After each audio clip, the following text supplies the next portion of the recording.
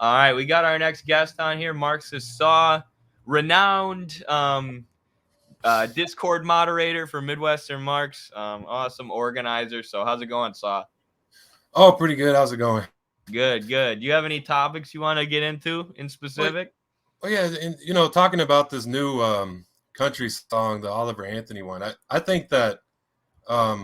I think that the previous number one country song that came out um, kind of didn't get the like at large. It didn't get the I guess the real response that it needed. Which was the Jason Aldean song. The try that in a small town. In this video, he's showing the Cop City protests. The National Guard getting called out to Atlanta, and that didn't get covered hardly. The left pushback seemed to be like, yeah, small towns are particularly like they're more backwards and or racist more than say white communities in the city. And that was the whole thing was like, well, small towns are the problem. It's like they kind of just gave into it, um, rather than realizing that this fight in Cop City is like in Atlanta is getting really serious. And there's a lot of people, there's people who gave their lives for it.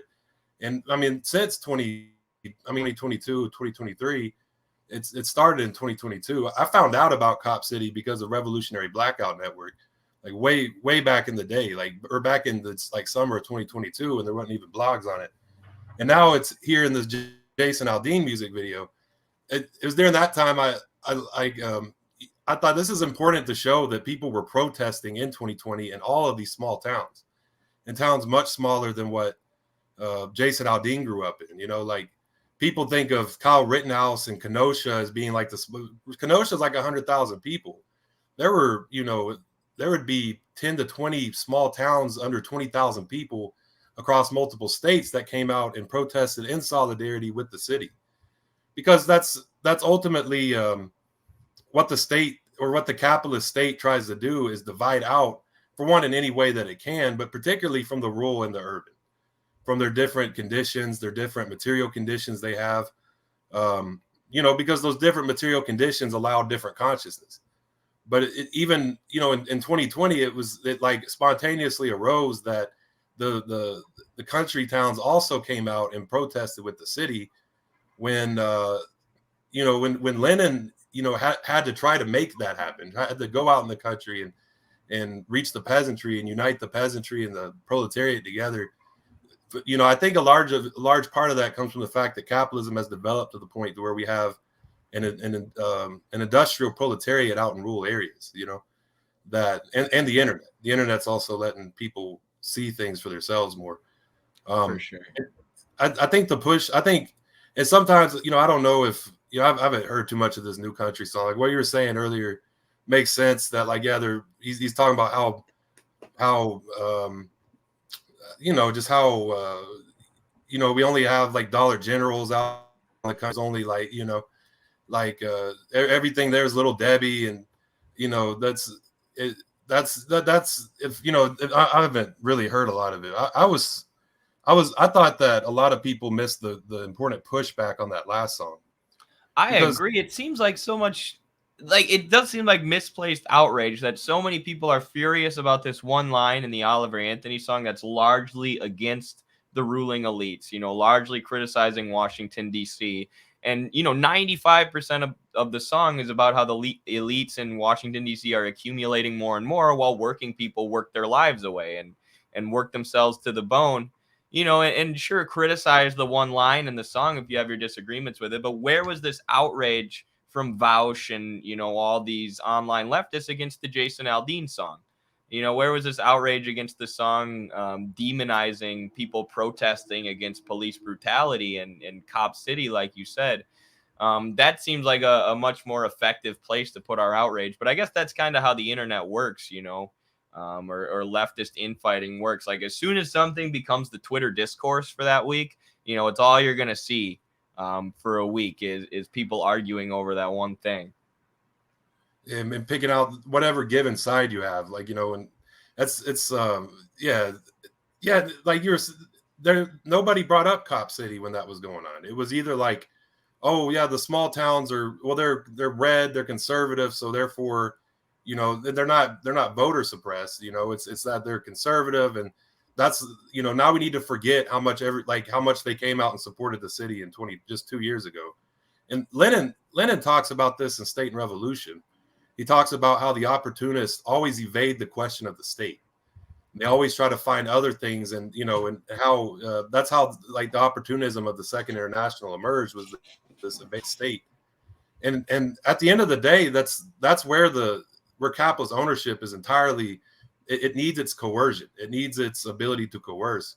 And it's I've seen a lot of these organizations just not even mention like Cop City, not even mention that there's still a fight going on like in 2020.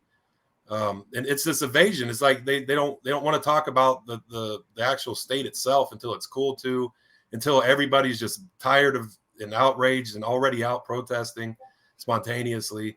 It's yeah.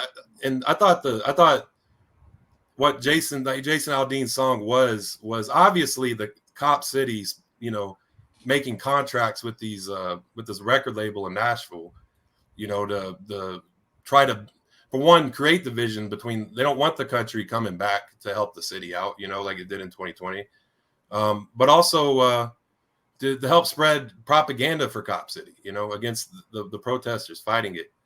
And yeah, I mean, that's obviously, it was like what Toby Keith did back in the day, you know. And with Toby Keith, the internet, less people knew the internet. Yeah, he convinced everyone to join the Iraq War, and I think they got back down. I think, you know, that little attempt they tried to make, I think they got back down, and now it's like they're in a state of retreat from that, because people remember those protests. People didn't forget those, you know, just because the media seem to forget them. You know? I've told this story before. I try not to like hyper focus on the kind of media that you know, people I interact with in real life on a daily basis. I try not to be hypercritical of the media that they enjoy. You know, I don't want to be that Marxist who just like hates everything.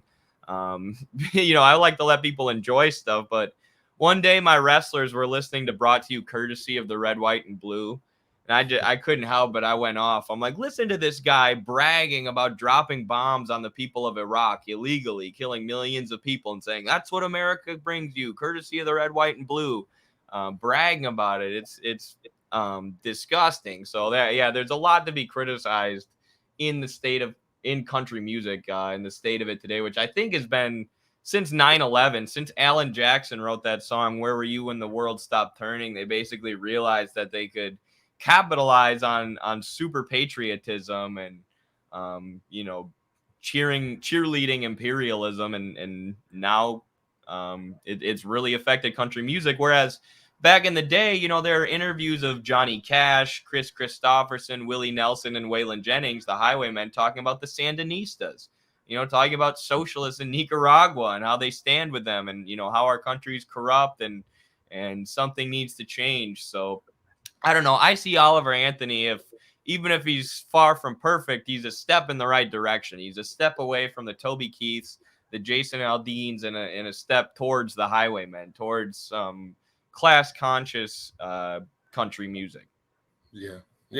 And I need to listen to it again, you know. But yeah, I mean, from what it sounds like, or I need to listen to it. I haven't got to listen to it yet, but what it sounds like, it wasn't that first. It definitely wasn't Jason Aldean, you know, and that's what I'm, you know, I think that the subject of what he was saying could have kept going longer, and we would have kept, you know, making the whole music, that whole, I guess, the Cops music industry they have, like, look foolish. You know, we could have reached people who were falling for it, and because they were obviously incorrect, you know. Sure. And yeah, I mean, I think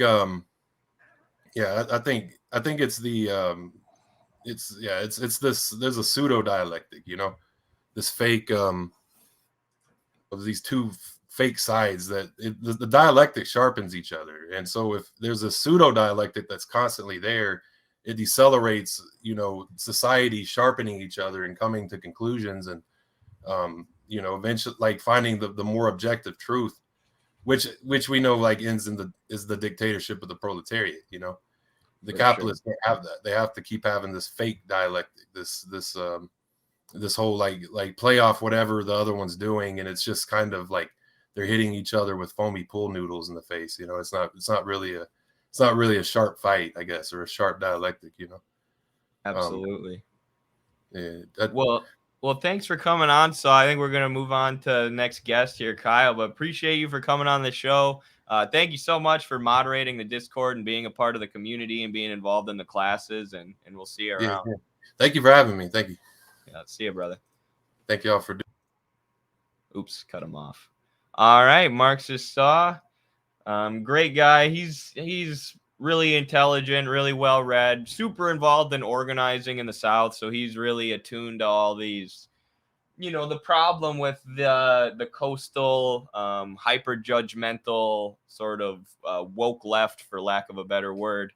And he's really really ingrained in organizing and really ingrained in the working class in his area. So I always find it insightful talking to Saw.